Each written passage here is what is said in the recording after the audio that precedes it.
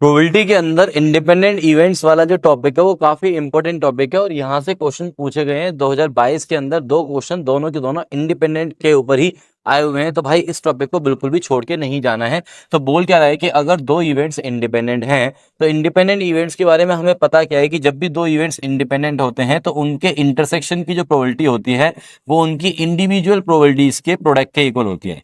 और साथ के साथ एक और बात पता है कि जब ए और बी इंडिपेंडेंट होते हैं तो इसका मतलब ये होता है कि उनका ना होना, यानी कि A dash and B dash are also independent.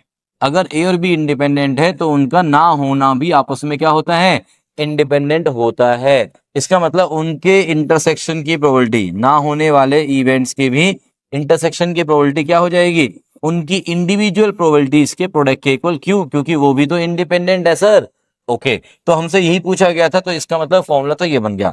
अब ए के ना होने की प्रोबेबिलिटी, ए के होने की प्रोबेबिलिटी 3/5 है, तो ना होने की प्रोबेबिलिटी कितनी हो गई, 2/5। बी के ना होने की प्रोबेबिलिटी कितनी हो जाएगी, 5/9। ये आपस में चले गए तो आंसर विल बी 2/9। तो 2/9 is the correct option here.